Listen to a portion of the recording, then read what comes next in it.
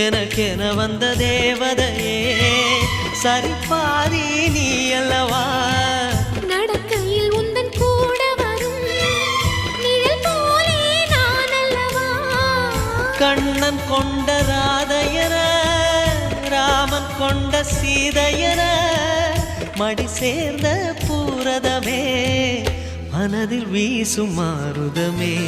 நன்றி சொல்ல உனக்கு வார்த்தை இல்லை எனக்கு நான் தான் மயங்குறேன் என்னுடைய மனச தந்துவிட்ட பிறகும் ஏம்மா